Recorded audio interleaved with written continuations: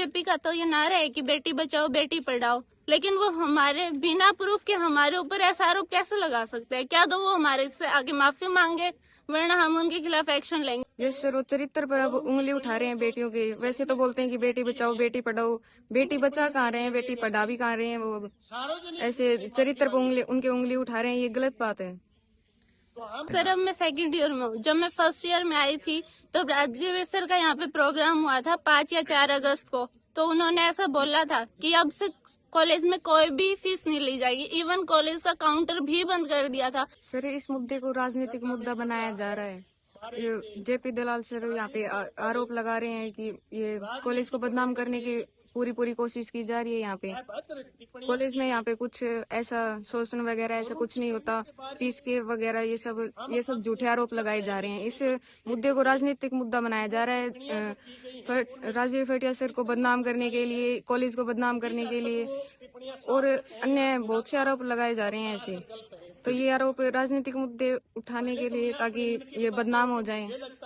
Yes sir, वो चरित्र पर अब उंगली उठा रहे हैं बेटियों की। वैसे तो बोलते हैं कि बेटी बचाओ बेटी पढ़ाओ, बेटी बचा कहाँ रहे हैं, बेटी पढ़ा भी कहाँ रहे हैं। वो ऐसे चरित्र पर उनके उंगली उठा रहे हैं, ये गलत बात है।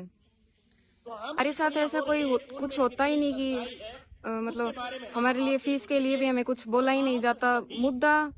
ये मुद्दे को अलग ही दिशा में लेके जा रहे हैं। दीक्षा वाले मुद्दे को उसको फीस के लिए बोला। हमारे यहाँ पे किसी को भी फीस के लिए कुछ नहीं बोला जाता। फीस बिल्कुल फ्री है, बिल्कुल फ्री हमें पढ़ाया जाता है।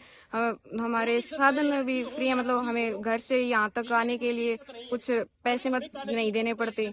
हमारे लिए फ्री है सब कुछ। देखो सर, रही बात दीक्षा की, वो मेरे साथ आती जाती थी तो उसका बिहेव तो मेरे को नॉर्मली पता है। वो स्कूल में भी इवन मेरी सीनियर रह चुकी है तो मेरे को पता है।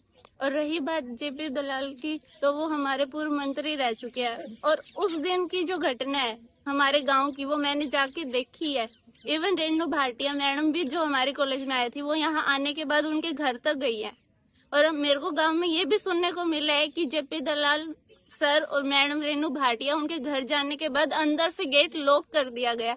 उनकी जो आपस में जो भी बातचीत हुई वो गांव वालों के पास नहीं आई, इसलिए गांव में हड़दंग भी हुआ। वहां पे पुलिस भी आई थी, वहां पे मैंने सब कुछ देखा था।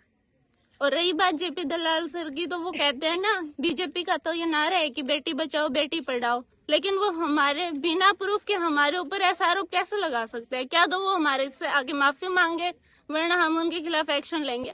हम मानते हैं कि वो बहुत बड़े आदमी है, मंत्री की पोस्ट पे बैठे हैं, लेकिन उनको कम से कम ये तो सोचना चाहिए कि आप लड़की की रिस्पेक्ट के बारे में, ये बात नहीं है कि उन्होंने सिर्फ एक लड़की के लिए भी बोलते तो वो काफी बड़ी बात है। ये हमारी पूरी कॉलेज के ऊपर बोला है उन्होंने। कॉलेज में 450-500 लड़कियां हैं, ये कोई छोटी बात नहीं है। और कानून सबके लिए बराबर होता है, तो उनको भी माफी मांगनी चाहिए। सर अब मैं सेकंड ईयर में हूँ। जब मैं फर्स्ट ईयर में आई थी तो राज्य सर का यहाँ पे प्रोग्राम हुआ था 5 या 4 अगस्त को, तो उन्होंने ऐसा बोला था कि अब से कॉलेज में कोई भी फीस नहीं ली जाएगी। इवन कॉलेज का काउंटर भी बंद कर दिया था, और आज तक मेरे से 1 रुपया भी नहीं लिया।